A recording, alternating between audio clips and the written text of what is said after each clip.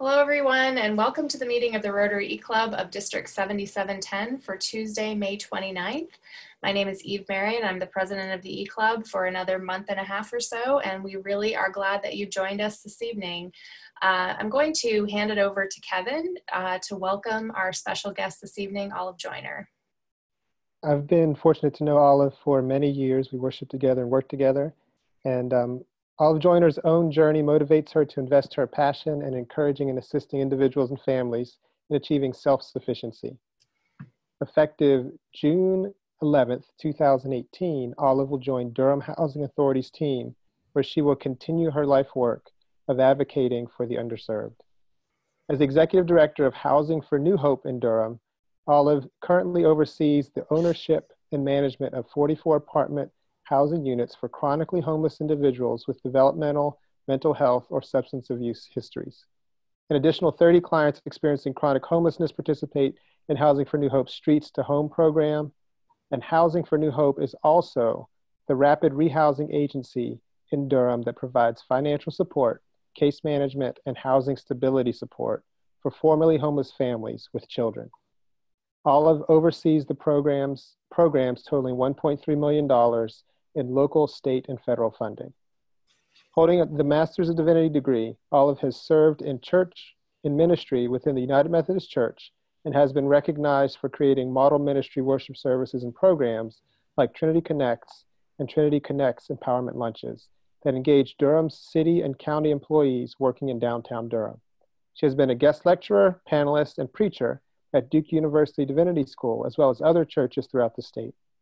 Olive's nonprofit career began as the director of Bridges to Employment, a career center for youth exiting foster care in Los Angeles, California, following a 12-year tenure as a budget specialist for Northrop Grumman and Rockwell International. Olive, thank you so much for being with us tonight. Thank you so much, Kevin, for such a warm introduction. And good evening, Rotary E-Club, and specifically District 7710. It's good to hang out with you guys for a little while this evening. So let me say, when Kevin asked me if I would present at tonight's club meeting, my first instinct, like most, is to say, no, I'm too busy. But then it occurred to me, everybody's busy, and to be quite clear, given, given the fact that there's so much going on in Durham, around the issues of affordable housing, I should be honored, and in fact, I am honored that you would even want to hear my take on some of the things that are happening. So I've known Kevin for a number of years, as he said, and we've had some amazing conversations over the years. I mean, we've talked about issues involving our community, things like poverty, unemployment, health, and most recently, the lack of affordable housing in Durham, and why is there so few places available to clients my agency serves. So given my organization's history, I guess it would seem appropriate that I might add something to this narrative. And before I begin that, let me start by saying, so that you won't be disappointed later, there's a good chance I'll say nothing about the lack of affordable housing in Durham that you haven't already heard. Also, I won't bore you with a whole lot of information about services that Housing for New Hope provides, because you can actually check our website out and figure out what it is that we do. What I would like to do is to share a little history, specifically African-American history around migrating to the North. And then I'd like to close our time with adding the perfect housing storm, or to talking about the perfect housing storm that we're facing today, not just in Durham, but across the urban South and in other parts of the country. The goal for me this evening is to get you all thinking about solutions for our community, thus infusing some hope into this already saturated discussion on affordable housing. So a couple of months ago, I started reading a book that's been out probably for a few years now, maybe out since May, maybe 2011 or so. It's about 600 pages, probably one of the best books I've ever picked up. It's entitled The Warmth of Other Suns, the epic story of America's Great Migration. The author, Isabel Wilkerson, tells the story of how African Americans moved from the South to the North during the Jim Crow era, say from 1915 to say 1970. And in this book, she chronicles the life of three individuals from the South. And I think it's worth mentioning their names. George Swanson Starlings from Littletown, Eustis, Florida. Ida Mae Brantley Gladney of Chickasaw, I think it's Chickasaw County, Mississippi. And Robert Joseph Pershing Foster from Monroe, Louisiana. Wilkerson spoke in this book of African American folks escaping the cruel existence of the Jim Crow South. They were orange pickers, cotton pickers, and to include my own history and family narrative, tobacco sharecroppers. My own mother, who would have turned 99 this year, was one of 12 children. And of her clan, only 4, she being one of 4, were the only ones who remained in the South, while the other 8 siblings made their way to places like Washington, D.C., Pennsylvania, New York during this era. Other folks with no hope made their way from places like Alabama and Mississippi to places like Chicago and Ohio. Folks from Texas and Louisiana headed west to California, all in search of a better life. Richard Wright, an African-American novelist, wrote of his own departure. I was leaving the South to fling myself into the unknown. I was taking a part of the South to transplant in alien soil, to see if it could grow differently, if it could drink of new and cool rains, bend in strange winds, respond to the warmth of other suns, and perhaps to bloom. Given how many migrated in my own family, I shouldn't have been surprised to read that over the course of 6 decades, some 6 million Black Southerners left the land of their origins. Wilkerson writes of this era, historians would come to tell it, or would come to call it, the Great Migration. It would become perhaps the biggest underreported story of the 20th century. It was vast. It was leaderless. It crept along so many thousands of currents over so long a stretch of time as to be difficult for the press truly to capture while it was underway. In thinking about the urban affordable housing crisis across the country today, and dare I even say in Durham, I wonder if 20 or 40 years from now, all the historians will tell our American gentrification story as a migration story of sorts. Perhaps future Durham historians will tell the story of the perfect storm, another great migration where folks are moving from the north to the south and a community experiencing gentrification, the perfect storm. And to be clear on the definition of gentrification, because as you know, there are so many different definitions. The one that really resonated with me is it's the arrival of wealthier people into an existing urban district, consequently causing an increase in rents, property values, change in the district's culture and character. Usually, there is displacement of poor communities by rich outsiders. Some would say that gentrification is complex, is contradictory, and its real impact varies. So in preparation for this talk, I read this article, Gentrification is a Global Problem. It's time we found a better solution, by this guy whose name is Oliver Wainwright. And I am intentional in bringing different voices into this conversation because it really is not just a Durham issue. The article talks about books written by urban theory professor at the University of Toronto, Richard Florida, who became known as the global guru of gentrification. So in 2002, he wrote a book entitled The Rise of the Creative Class. The book outlined how cities could revitalize under-resourced communities. According to the author, Florida, cities could revitalize by offering generous tax breaks and other incentives to appeal to developers, high-tech businesses, and the creative class. Creative class being defined as an amorphous mix of artists, intellectuals, and college-educated millennials. Don't miss this. The incentives were to appeal to developers, high-tech businesses, and the creative class. Notice, I did not say that they ever intended to appeal to folk who were low income and are the working class. So, as declared by TED Talks, which is, common for anything that anybody says that's worth listening, Richard Florida's opinion was featured on TED Talks.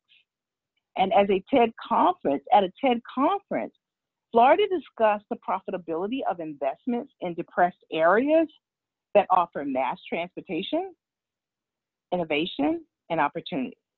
According to the article, Florida helped spark a reverse white flight, drawing residents from the suburbs into the cities. Now, to be clear, we can't give all the credit for gentrification to thinkers like Richard Florida. There are so many others with good intentions, folks with big hearts, business leaders, government officials, and administrators alike who wanted to see renewed investment in our urban communities. For example, there's John Perkins, whom I've met and who was on my campus when I was at Duke Divinity School, who committed his career to bringing racial reconciliation and development to at-risk communities. He was well respected in the Duke Divinity community and thus in Durham. Perkins spoke from the stance of Christian community development.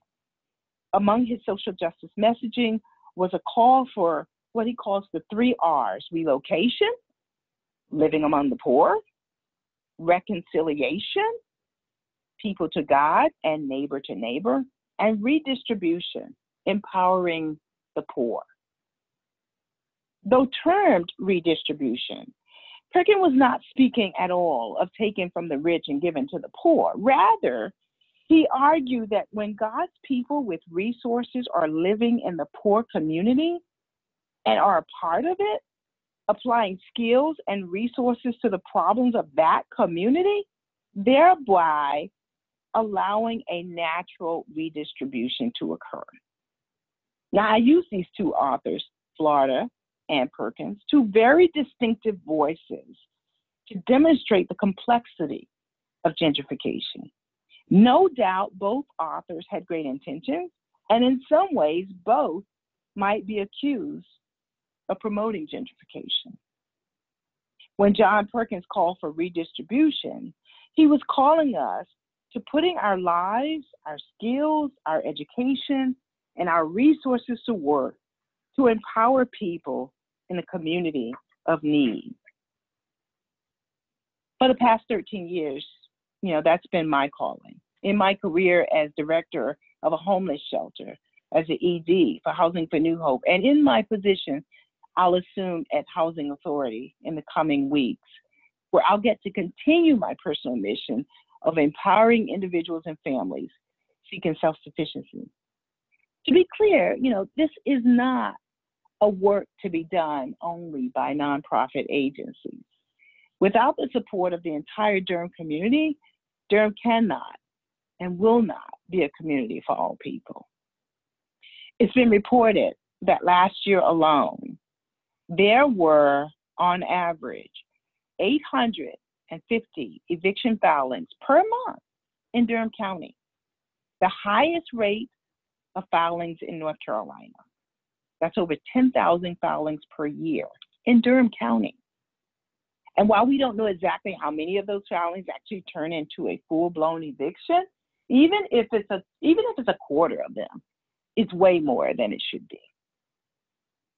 And so what do I do? What else do I do? What else I know is that in Durham Public School alone, there were nearly 1,000 instances of homelessness among the students last year. And while the government doesn't recognize these students as homeless, they are doubled up and sometimes tripled up with friends and extended family. We know that our children are subject to unhealthy living conditions, oftentimes causing depression, anxiety, and other behavioral concerns that can only worsen if stable housing isn't identified soon. A couple of months ago, I went to a hotel to pay for a family that was about to be evicted because they had no money to pay for their $45 a day stay in an extended hotel. The police officer was there. This woman was a mother of 2 children. She had moved down from New Jersey and was using all of her money to help pay her $45 a day hotel costs. Paying nearly $1,400 a month, the family was paying nearly everything they earned toward their one-room housing. And like so many others, the grandmother migrated from the north in search of a better opportunity for her family. It's funny. My message started with folks migrating from the south to the north. And here I am at the end of my talk talking about how folks are migrating from the north and back to the south. I asked the hotel clerk at the front desk if she thought there were others in the hotel that were raising their children and that their kids were going to Durham Public School. And to my surprise, she says, there are about 40 families in this one hotel that have children, and many of them are enrolled in Durham Public Schools. And many of them have been enrolled in a hotel well over 30 days, some lasting as long as 3 months. And then I thought, maybe all the kids in Durham, maybe the word's on the street and all the kids are going to this one hotel, or all the families that are migrating here who have no families or no place to go are all going to this one hotel. Until I checked another hotel around the corner from where I work on West Colony. And to my surprise, she said there's got to be at least another 40 families who are living in hotels, whose kids are going to public school. And I knew that because on my way to work that day, I had seen the school bus stop at the hotel, pick up kids like it was an apartment complex. Interesting. As a community, what will the historians write about Durham and the perfect housing storm presented to us today? How do we, and how do you, I'll include, specifically put your life, your skill, your education, and your resource to empower people in Durham? It's called redistribution, but it looks like service. As a business leader in the community, will you use your influence, your voice to impact change among local politicians?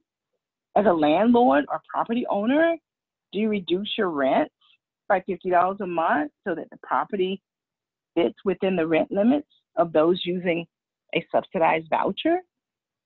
As an employer, will you commit to paying livable wages? Will you offer a job opportunity to an individual that has limited experience but is determined to do a good job for you? Do you have the financial means to help with a deposit or a first month rent to move a family from a hotel to an apartment? Would you donate a car to Wheels for Hope so that families can have access to reliable transportation, allowing them to identify affordable housing outside of our immediate Durham community? As a builder, would you be willing to give a second chance, a job, to a young person who may have a blemish on their criminal background? There's so many different ways that you can get involved, that you can put your life, your skill, your education, and your resources into play. I mentioned that I was going to be assuming a role at Durham Housing Authority as a Director of Resident Services.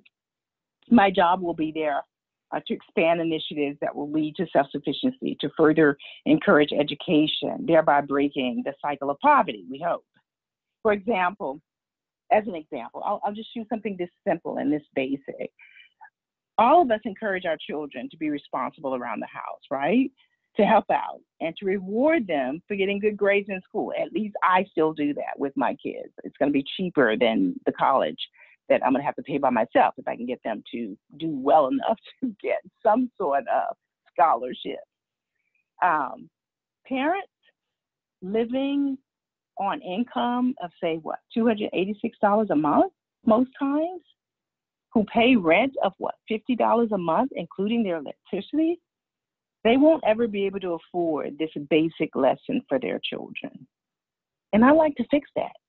It sounds very simple. I'd want to have or set up a fund that would actually pay kids a small allowance. I didn't say an entitlement. That means they have to earn it. They earn it the same way your kids earn it, and the same way that my kids earn it.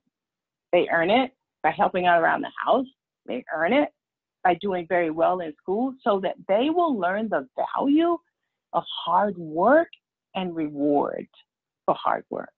Right now, there's no way. How are those lessons being taught when oftentimes folk are living in a world where there's very, very little money? While complex and multi-layered, I believe there's a solution to the gentrification issue in Durham. Will we build our way out of the problem? Absolutely not. With folks returning to the South in record numbers and folks moving to the downtown communities instead of suburban communities, we'll have to expand our vision for affordable housing, a vision that will take us beyond the 277 or one zip code.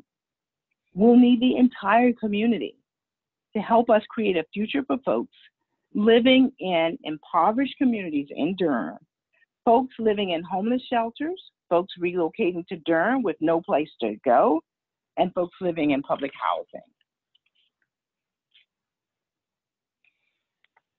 Instead of accepting fear, sickness, deprivation, I know I didn't say that right, and sorrow in our communities, our goal should be to provide healing, physical and mental, security and prosperity and joy. As leaders, our goal should be to make Durham a place where all of her citizens prosper. Thank you very much for listening to my thoughts and my reflections, and I appreciate any feedback, any comments, any questions you might have for me. Thank you. Thank you so much, Olive. That was great. And I'm sure people have questions. I'm going to open up for anyone to weigh in.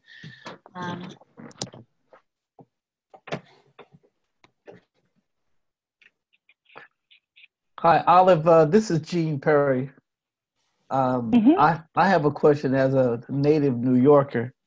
Do you think your opinion on gentrification, is that a necessary or inevitable happening? I mean, is it a necessary? Go ahead. Yeah, in other words, in our urban centers have been, denuded of tax money and services for such a long time, and we've got a lot of people who are, let's say, currently living in the suburbs, and they see this as a resource, an opportunity for them to better their lives, and they return to the urban centers. Absolutely. Yeah, so I'm thinking, is that like an inevitable evolution? I think, let me say this. I'm from a large family. I moved to California when I was 22, and I stayed there for 20 years. My other siblings, a couple, and I am not of that generation from the night, really, really early. Like I am 58-ish, and so I moved away. I have other siblings that moved away, and as I mentioned earlier, most of my aunts and uncles who were from large families moved to the north, and so obviously the South has changed tremendously. And the folk who got the email that Durham is the sexiest place to live were not just wealthy people.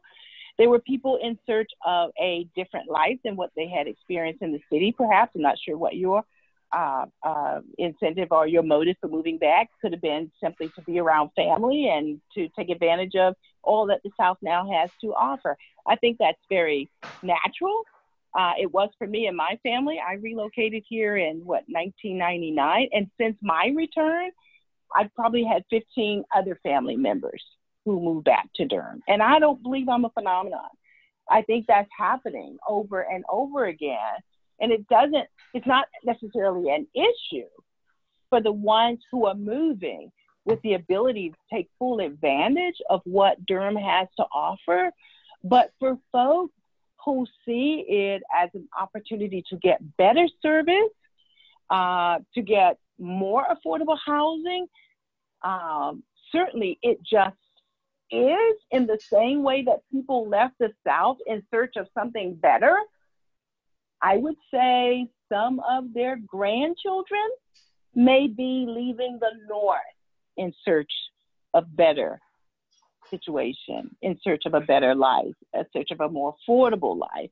I think if we didn't have what I'm calling the perfect storm, I think Durham could very well be able to accommodate some of that migration. But when you pair that with it being announced that Durham is the sexiest place in the world to live, and you have a changed community that not only appeals to regular people people who would naturally be migrating to the South to be with their family and to get in contact with their roots and to grow old gracefully with their family, or for whatever reason, we have these two things coming together at the same time, so that now we have an explosion of growth with people who very much, our average income is, I don't know, for millennials, $115,000, $120,000 for 30-year-old salary versus a working person who moved here whose salary may only be $12 an hour, and try to create housing opportunities for both these groups. Like, that's kind of the perfect storm for me. Does that make sense? It does. I mean, for me, my family was very typical, as your narrative told. My family moved to New York in 1948, and now I retire, and I am able to find other places for myself to live during my retirement. Now, my family was from Alabama. We chose not to go there because, for obvious reasons. Exactly. But what I see is like people like me return to the South, because essentially that's our roots. That's home. That's home. And what I find in New York, what's happening is that a lot of people who are in the New York suburbs, Nassau County, et cetera, Westchester, moving back into the city. So it's like we all make this, I guess it's like your perfect storm that you're talking about. The chess pieces are moving, and there are people who are left out. Yeah, there are people who are left out. There are people, certainly having retired, my family, the ones that have moved here, we were very fortunate that when we moved here, not every single one of them, to be clear, but we moved here with the means and the ability to not need subsidized existence. I'm thankful that that is the case, but that is clearly not the case in all cases. For example, in my Housing for New Hope work, it is not uncommon that I have to serve, or that I serve, a single mom, perhaps with 2 children, who may have relocated from Newark, New Jersey, and who didn't have any family here at all, or very limited. Like, she hadn't been involved with her family in the South in ever. She's simply coming because she thinks there are roots here, and she may have a short stint with one of them. But after just, a month, she had to move out. So moving out for her without having that community support net, a homeless shelter. And then there are others who will take the calculated risk of, if I can't get a Section 8 voucher in the North right now, because the waiting list is 10,000 or 8,000 deep, and it's 5 years long. If I move back down to the South, if I move specifically to Durham, for example, I may be eligible for such a subsidy after only 3 months of being homeless. So then it becomes an opportunity for me to get back on my feet. And those are happening over and over again. And that's what I'm seeing, that I've been seeing now, probably since easily 2006. I started getting the phone calls. You know, I want to come to Durham. How do I get here? I'm like, hey, homeless shelter, not a relocation center. I don't know what to do with that. You know what I mean? So that is an issue. And one of the things that I've talked, you know, to some of our friends in, you know, in administration in Durham and community development is, you know, we've got to be able to kind of gather data and figure out where folk are coming from in hopes to make an appeal for more local resources to accommodate a natural migration that, you know, we can't stop. We're not necessarily trying to stop it. We just need to be able to deal with it. And the first way to do that is to, you know, what is the data telling us? Or in our case, are we collecting the data? And then what do we do with it?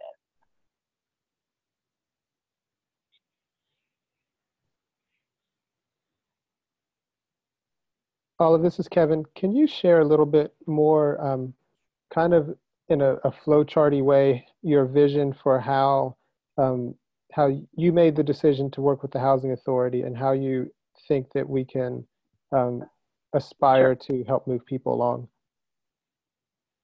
So one of the things, or the thing that I found most challenging is because of all the things that I've talked about already, we have more and more families who arrive or who are just here, period, either because they've grown up here and they, you know, they found themselves in a homeless situation and or a shelter.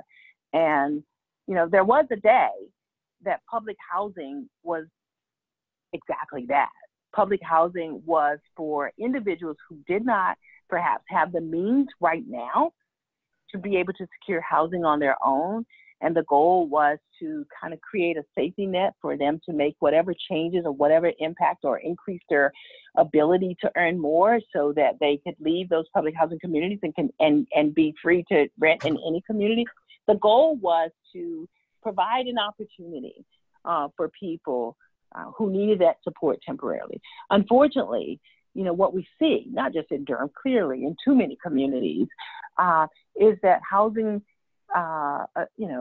public housing communities, you know, people have not had the ability to move out quickly and move on. And there can be an entire different segment around how does that happen and why does it happen and whose responsibility that is. But the thing that I want to say here is, regardless of how it's happening, there's no movement. And if we are, and to be able to bring individuals from homelessness into public housing would seem like the next logical step if you have nowhere to go and I can't afford to pay, you know, public dollars again for something that may exist.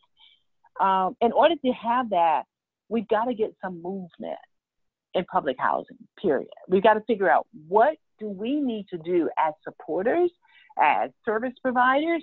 How do we begin to change the narrative, to use what I'm currently using, which is a housing first approach to homelessness?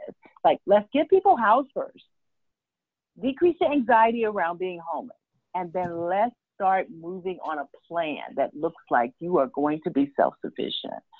So when resources began to decrease, when HUD began to pull out those critical resources that would help case managers, you know, resident managers create, you know, goals and plans and other, you know, opportunities to help people see there's a way and there is a path beyond what my current existence is. And let's talk about that. And let's get moving toward that so that that becomes the goal, not I'm here. Oh, this is great.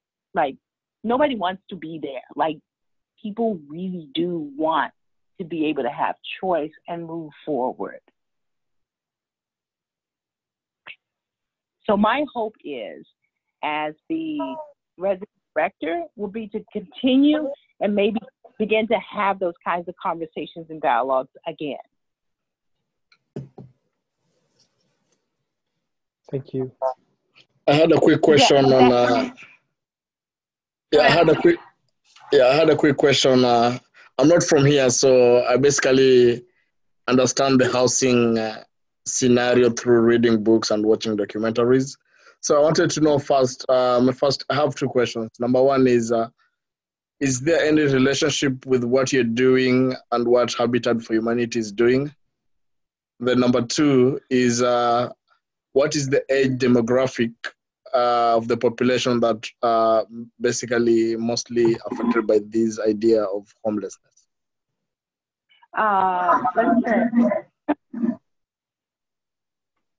What we are doing at Housing for New Hope, we do have several communities that are dedicated to individuals who are chronically homeless and will need additional support in order for them to live successfully and self-sufficiently, if that should be the end all. Like, how many of us are really self-sufficient? We're kind of interdependent with other community people or with other folk, period. But so that's what we do in terms of what the service that we provide, along with providing very quick opportunities for families with children to move out of homeless shelters and perhaps into their own apartments and to begin to quickly reestablish themselves from their homeless situation. So that's pretty much what we do at Housing for New Hope. In terms of the demographics and the people that we're serving, I would say it's anywhere between 18 and up. And today I got an email from a college campus saying, hey, I've got college students who are very housing insecure. Can you please tell me, where do I go for help? And, that was a demographic that 5 years ago were we even talking about that, but it is now. So it's expanding. Our issue is going beyond homelessness that occurs, as a result of a divorce or an illness or a lost job or a lost opportunity, and I'm temporarily out of housing. It could be anything by any age group, really, to be quite frank.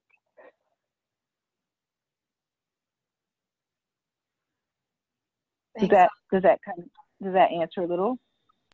Yes, that was clear. Okay.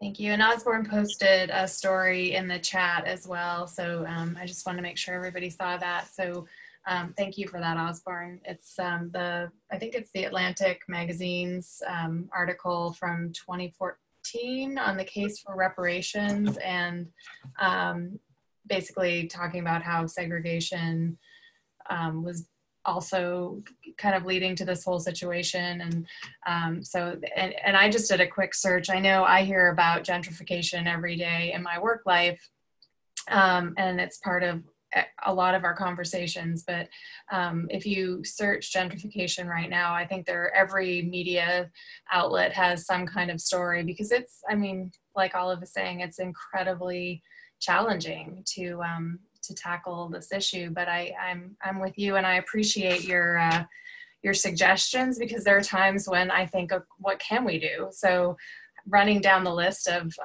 the things that we can do was actually really helpful for me. So I really appreciate that, Olive. So yeah, sure, absolutely. Does anyone else have any other questions? I think we have time for one more quick question.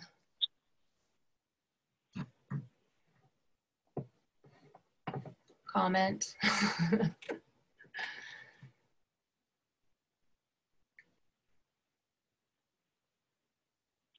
Olive, this is Kevin. Your husband, Paul, and you both have interesting investments into housing. Can you just share a little bit about what Paul does and how you guys have dialogues about these things? Well, Paul worked for the city of Durham for 25 years, and And I think he worked in a number of departments. And it's so funny, when he and I talk, he tells me the joke back in, say, the 80s was, at 6 or 7 o'clock, or in 90s even, 6 or 7 o'clock on a Friday night, you could lay in the middle of the road and no one would touch you between now and Monday. Like there's nothing happening downtown or in that area. And so it's just amazing for him, as it is for me in the just the 18 years that I've been here, to see how the community has changed. And to be clear, this is not to say that change isn't good. I love change. I love downtown. I love the restaurants. I love all that I see. I mean, that's what growth looks like, and we all get to partake in that. The key is, how do we create a community where everyone, and especially people who have lived here all of their lives, can partake in the prosper that Durham is experiencing. So, those are the kinds of conversations that we have. He's still very much as passionate as I am. He has not worked in Durham. In fact, he's noticing some of the same changes happening in the Rocky Mount area. He's working for a few days a week, having retired from the city in Rocky Mount, tackling some of the same concerns around making sure that we, create and protect certain communities that are at risk of being gentrified. We see some of the same things happening in Rocky Mount that we saw happening in Durham probably 10 years ago. So it's happening again. So those are conversations that we had, Kevin.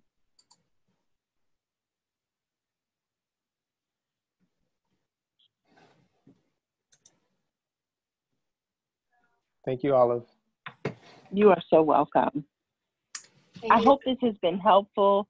Thank you all so very much for listening and for staying on. These are just, these are my opinions. That's all they are, and everyone's entitled. This is what I see, and I want, my hope is that we not be so focused on the problem that we're not looking deeper into the problem, like what's really happening. And it doesn't have to be a good or bad. Let's just pay attention to what's happening and get beyond the canned language of we're having an affordable housing problem in Durham. Okay, let's go a little deeper than that. Let's see what's really happened, so that we aren't caught off guard, perhaps in the same way that 6 million people could move in the 20th century, and who was really paying attention. Does that make sense? Yes, thank you. Thank you so much. This has been a great conversation, and we're so happy you could be with us tonight. So thank you very much for being here, Olive. I'm